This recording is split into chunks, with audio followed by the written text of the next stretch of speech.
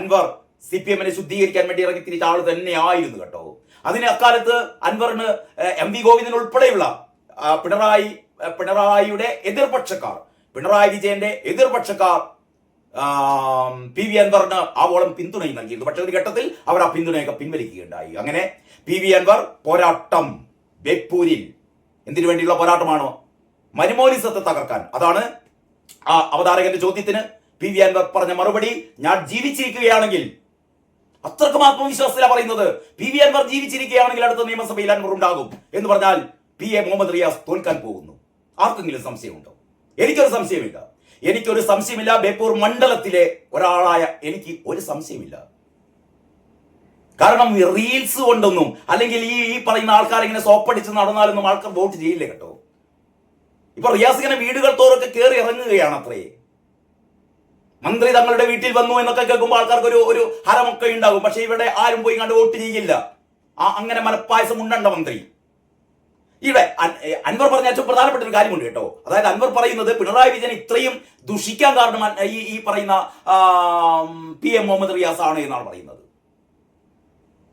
പിണറായി വിജയൻ എന്ന് പറയുന്ന CPM-ലെ കരുത്തനായ നേതാവ്, ഒരു നല്ല സഖാവ്, ഇങ്ങനെ വഴിപിഴച്ചു പോകാനുള്ള കാരണം ഈ PM മുഹമ്മദ് റിയാസുമായുള്ള സംസർഗമാണ് എന്ന് അൻവർ ചൂണ്ടിക്കാട്ടുകയാണ്. ഒരു പക്ഷേ അൻവർ ഇത് ആദ്യമായിട്ടാണ് പറയുന്നത്. പിണറായിസം മരുമോനിസം എന്നൊക്കെ പറയുമ്പോൾ പിണറായിസം ഉണ്ടാവാൻ കാരണം മരുമോനിസമാണെന്നാണ് പറയുന്നത്. മരുമോനിസം കൊണ്ടാണ് പിണറായിസം ഉണ്ടായത്. അല്ലെങ്കിൽ പിണറായി എന്ന് പറയുന്ന ഒരു നല്ല കമ്മ്യൂണിസ്റ്റുകാരൻ എങ്ങനെ വഴിപിഴച്ചു പോയി, എങ്ങനെ ഒരു ഇത്തരത്തിലുള്ള ഒരു മൂരാച്ചിയായി മാറി, അതിനുത്തരം ഈ പറയുന്ന മരുമകനാണ് എന്ന് അൻവർ പറയുകയാണ്. അതുകൊണ്ട് അൻവർ പറയുന്നു ആദ്യം തീർക്കേണ്ടത് മരുമോനിസമാണ്. മരുമോനിസം തീർന്നു കഴിഞ്ഞാൽ സ്വാഭാവികമായും പിണറായിസവും തീരും. അത്രയേ ഉള്ളൂ. സിമ്പിൾ ലോജിക്കാണ്. അപ്പോൾ മരുമോനിസം തീർക്കുക എന്ന് പറയുന്ന ലക്ഷ്യത്തോടെയാണ് അൻവർ രംഗത്തിറങ്ങിയിട്ടുള്ളത്. ഞാൻ പറഞ്ഞു കഴിഞ്ഞ പ്രാവശ്യം 28,000 വോട്ടിന്റെ ഭൂരിപക്ഷമുണ്ട്. പക്ഷേ പഞ്ചായത്ത് തെരഞ്ഞെടുപ്പ് അത് 1000 കുറഞ്ഞു. അൻവർ കൂടി വന്നു കഴിഞ്ഞാൽ ഏറ്റവും കണക്കാക്കുന്നത് ഒരു 20,000 25,000 വോട്ടിന് തന്നെയെങ്കിലും അൻവർ ഭൂരിപക്ഷം നേടുമെന്നാണ് മണ്ഡലത്തിൽ നിന്നുള്ള ചില പ്രതികരണങ്ങളിൽ നിന്ന് നമുക്ക് മനസ്സിലാക്കാൻ വേണ്ടി സാധിക്കുന്നത്. ഇതിനിടക്ക് ഈ അവതാരകൻ നമ്മുടെ പേരാവൂരിലെ കാര്യം ചോദിച്ചു. അതാണല്ലോ കേരളത്തിൽ ഇപ്പൊ ചർച്ച ചെയ്യപ്പെടുന്ന ഏറ്റവും പ്രധാനപ്പെട്ട കാര്യം. KK ശൈലജ എന്ന് പറയുന്ന മട്ടന്നൂരിൽ ഏറ്റവും വലിയ ഭൂരിപക്ഷത്തിൽ ജയിച്ച ശൈലജയെ അവിടെ നിന്ന് വെട്ടി പേരാവൂരിൽ കൊണ്ടുപോയി മത്സരിക്കുന്നു സണ്ണി ജോസഫിനെതിരെ. ഒരു തരത്തിലും ജയിക്കാനിടയില്ലാത്ത ഒരു സീറ്റിൽ കൊണ്ടുപോയി നിർത്തുന്നു എന്ന് പറഞ്ഞാൽ പിണറായി വിജയന്റെ ലക്ഷ്യം ശൈലജയെ പരാജയപ്പെടുത്തുക എന്നുള്ളതാണ്. ഇപ്പൊ ജി സുധാകരൻ കമ്മ്യൂണിസ്റ്റ് ഈ പാർട്ടി മെമ്പർഷിപ്പ് അദ്ദേഹം ഒഴിവാക്കുകയാണ് എന്ന് പറഞ്ഞാൽ സുധാകരൻ പാർട്ടി വിട്ടിരിക്കുന്നു. ജി സുധാകരൻ എന്ന് പറയുന്ന എക്കാലത്തെയും കമ്മ്യൂണിസ്റ്റ് പാർട്ടിയിലെ കരുത്തനായ നേതാവ്, ആദർശസാരിയായ നേതാവ്, അഴിമതിയുടെ കറപുരളാത്ത നേതാവ് പാർട്ടി വിട്ടുകയാണെന്നല്ല വിട്ടുകഴിഞ്ഞിരിക്കുന്നു എന്ന് പറഞ്ഞാൽ ഇവിടെ സംശുദ്ധിയുടെ പ്രതീകമായ നേതാക്കന്മാരൊക്കെ വിട്ടുപോകുകയാണ്. വിടാത്തവരെ പിണറായി വിജയൻ വെട്ടിവീഴ്ത്തുകയാണ്. പിണറായി വിജയന്റെ ഒരൊറ്റ ലക്ഷ്യം മാത്രമേ ഉള്ളൂ, അടുത്ത നിയമസഭയിൽ താൻ വീണ്ടും 3ാം തവണയും അധികാരത്തിൽ വരുമെന്നാണ് ഈ എന്താ പറയാ പോകന്റെ വിചാരം. അപ്പോ മരുമോനെ മുഖ്യമന്ത്രിയാക്കാം എന്നാണ് വിചാരം. പക്ഷെ മരുമോൻ ഇതാ ബേപ്പൂരിൽ തോൽക്കാൻ വേണ്ടി പോകുകയാണ്. തോറ്റ മരുമോനെ മുഖ്യമന്ത്രിയാക്കാൻ പറ്റില്ലല്ലോ. വിജയ. അങ്ങനെ വിജയന്റെ വെട്ടിനിരത്തലുകൾ ഒരു ഭാഗത്ത് നടക്കുമ്പോഴാണ് വളരെ കൃത്യമായ പദ്ധതിയോടെ PV അൻവർ എന്ന് പറയുന്ന ജനപ്രിയ നേതാവ്, അങ്ങനെ തന്നെ വിശേഷിപ്പിക്കണം. കാരണം ഞാൻ കാണുന്നുണ്ട് ഈ നമ്മുടെ ബേപ്പൂർ മണ്ഡലത്തിലെ പല പരിപാടികളിലും അൻവർ പങ്കെടുക്കുമ്പോൾ ആവേശത്തോടെയാണ്. എന്ന് പറഞ്ഞാൽ അൻവർക്ക് അവിടെ വരണം, അവിടെ വരണം, ബേപ്പൂരിൽ വരണം. ഇവിടെ പരിഹരിക്കപ്പെടാൻ ഒരുപാട് പ്രശ്നങ്ങൾ ബാക്കി കിടക്കുന്നു.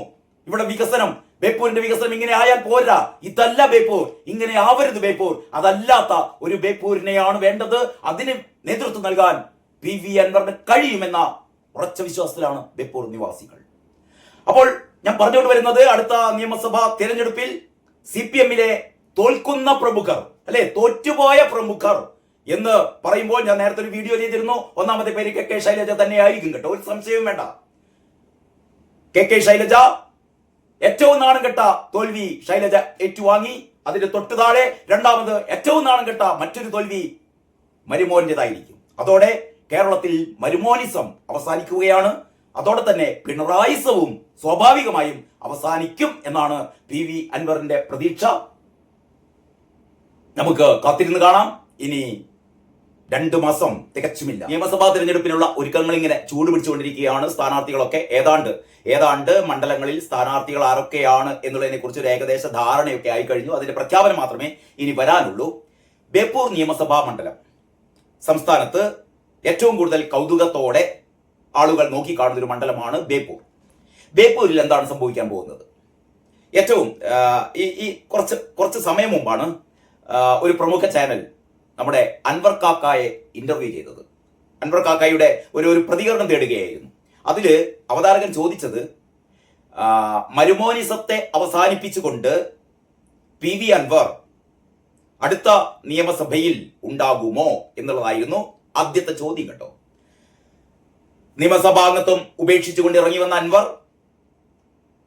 മരുമോനിസം അല്ലെ, അൻവർ കാലങ്ങളായി പറഞ്ഞുകൊണ്ടിരിക്കുന്ന ഒരു സംഭവമാണ് ഇവിടുത്തെ പിണറായിസവും മരുമോനിസവും അവസാനിപ്പിക്കുമെന്ന്. അപ്പൊ പ്രത്യേകിച്ച് ബേപ്പൂരില് PV അൻവർ മുഹമ്മദ് റിയാസിനെതിരെ PA മുഹമ്മദ് റിയാസ് എന്ന് പറയുന്ന പൊതുമരാമത്ത് വകുപ്പ് മന്ത്രിക്കെതിരെ മത്സരത്തിന് ഇറങ്ങുമ്പോൾ തികച്ചും സ്വാഭാവികമായ ചോദ്യമാണ്, മരുമോനിസത്തെ അവസാനിപ്പിച്ചുകൊണ്ട് അല്ലെങ്കിൽ മരുമോനിസത്തിന്റെ വേറൊറുത്തുകൊണ്ട് അടുത്ത നിയമസഭയിൽ PV അൻവർ ഉണ്ടാകുമോ എന്നുള്ള ചോദ്യത്തിന് തികഞ്ഞ ആത്മവിശ്വാസത്തോടെ PV അൻവറിന്റെ മറുപടി, ഞാൻ ജീവിച്ചിരിക്കുകയാണെങ്കിൽ അടുത്ത നിയമസഭയിൽ ഞാൻ ഉണ്ടാവും, ഞാൻ മരുമോനിസത്തെ അവസാനിപ്പിച്ചിരിക്കും എന്നുള്ളതാണ്. ആത്മവിശ്വാസത്തോടെയാണ് അൻവർ പറയുന്നത്. എന്നിട്ട് അൻവർ പറയുന്നു, ഞാൻ മണ്ഡലത്തിലുണ്ട്, ഞാൻ കഴിഞ്ഞ 1.5 മാസമായി ബേപ്പൂർ മണ്ഡലത്തിലുണ്ട്, ഞാൻ ഇവിടെ ഓരോ പ്രദേശത്തും ഞാൻ കയറി ഇറങ്ങുകയാണ്, ഞാനിതാ ഇപ്പോഴാ കടലുണ്ടിയിലേക്ക് മറ്റൊരു മീറ്റിംഗിന് വേണ്ടി പോകുകയാണ് എന്ന് പറഞ്ഞാൽ PV അൻവർ കഴിഞ്ഞ ഒരു 1.5-2 മാസമായി ബേപ്പൂർ മണ്ഡലത്തിൽ വളരെ സജീവമാണ്. അതായത് UDF അൻവർ ആയിരിക്കും സ്ഥാനാർത്ഥി എന്ന് പ്രഖ്യാപിക്കുന്നതിന് മുമ്പ് തന്നെ അൻവർ തിരഞ്ഞെടുത്തിരുന്നു ബേപ്പൂർ മണ്ഡലം. എന്തുകൊണ്ട്? കാരണം അൻവറിന്റെ പോരാട്ടം എന്ന് പറയുന്നത് പിണറായിസത്തിനെതിരെ മരുമോനിസത്തിനെതിരെ ആയിരുന്നു. അതുകൊണ്ട് തന്നെ അൻവർ തിരഞ്ഞെടുത്ത മണ്ഡലം ബേപ്പൂരാണ്. ബേപ്പൂർ എന്ന് പറഞ്ഞാൽ നിങ്ങൾക്കൊക്കെ അറിയാലോ, ഇടതുപക്ഷത്തിന്റെ കോട്ട എന്നൊക്കെയാണ് നമ്മൾ അറിയപ്പെടുക. എല്ലാ കോട്ട കൊത്തളങ്ങളും ഒരു നാൾ തകർക്കപ്പെടും, അത് ഓർമ്മിക്കണം കേട്ടോ. എല്ലാ കോട്ട കൊത്തളങ്ങളും ഒരു നാൾ തകർക്കപ്പെടുക തന്നെ ചെയ്യും. അപ്പോൾ ഇടതുപക്ഷത്തിന്റെ കോട്ട എന്ന് അഭിമാനിച്ചിരുന്ന പ്രദേശമായിരുന്നു ബേപ്പൂർ മണ്ഡലം. ഈ ബേപ്പൂർ മണ്ഡലത്തിന്റെ ഒരു ചരിത്രം ജസ്റ്റ് ഞാനൊന്ന് പറയാം. അതായത് ഇക്കഴിഞ്ഞ തെരഞ്ഞെടുപ്പിൽ, അതായത് 2021 അസംബ്ലി തിരഞ്ഞെടുപ്പില് PA മുഹമ്മദ് റിയാസിന് കിട്ടിയ വോട്ടുകൾ എത്രയാണെന്ന് അറിയോ? 82,165 വോട്ടുകളാണ് കിട്ടിയത്. എതിർ സ്ഥാനാർത്ഥിയായ PM നിയാസ്, കോൺഗ്രസിലെ PM നിയാസിന് കിട്ടിയത് 53,418 എന്ന് പറഞ്ഞാൽ 28,747 വോട്ടുകൾക്കാണ് റിയാസ് ബേപ്പൂരിൽ നിന്ന് കഴിഞ്ഞ തവണ ജയിച്ചത്. അപ്പൊ സ്വാഭാവികമായി നിങ്ങൾ കരുതുമോ 28,000 വോട്ടിന്റെ ഭൂരിപക്ഷമല്ലേ, വളരെ വളരെ ഈസി ആയിട്ട് റിയാസിന് ജയിക്കാം. പക്ഷെ നിങ്ങളുടെ ധാരണ തെറ്റാണ്. കാരണം ഇക്കഴിഞ്ഞ പഞ്ചായത്ത്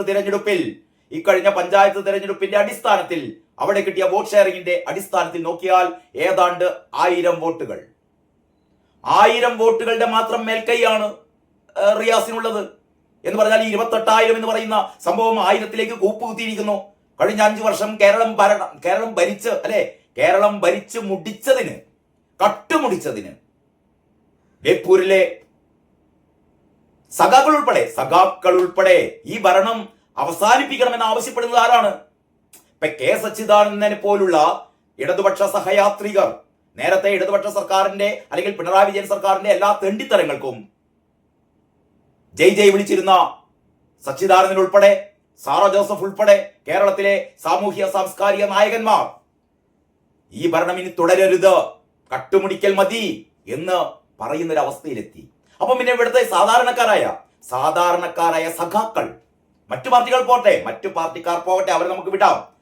പാർട്ടിക്കുള്ളിലെ സാധാരണ സഖാക്കൾ പറയുന്നു ഈ ഭരണം വേണ്ട, ഇതല്ല കമ്മ്യൂണിസ്റ്റ് ഭരണം എന്ന് കമ്മ്യൂണിസത്തെ സ്നേഹിക്കുന്ന ആൾക്കാർക്ക് അറിയാം.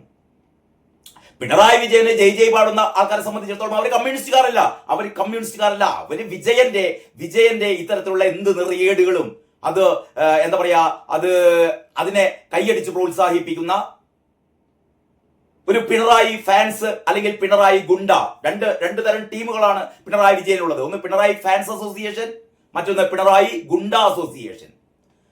അപ്പൊ ഈ ഫാൻസ് അസോസിയേഷനുകാരും ഗുണ്ട അസോസിയേഷൻസുകാർക്കൊക്കെ പിണറായി തുടരണമെന്ന് ആഗ്രഹം ഉണ്ടായിരിക്കും. കാരണം അവർക്ക് അവരുടേതായ ഗുണങ്ങളുണ്ട്. അതുകൊണ്ട് അവരുടേതായ ചില മെച്ചങ്ങളുണ്ട്. എന്ന് പറഞ്ഞാൽ അവർക്ക് കൊള്ളയടിക്കാം, ആരെയും അടിക്കാം, ആരെയും ഇടിക്കാം, ആരെയും കുത്തിക്കൊല്ലാം, ഒരു പ്രശ്നവുമില്ല. രക്ഷിക്കാൻ പിണറായി തമ്പുരാനുണ്ടല്ലോ. പക്ഷെ സാധാരണ ജനങ്ങൾ അങ്ങനെയല്ല കേട്ടോ.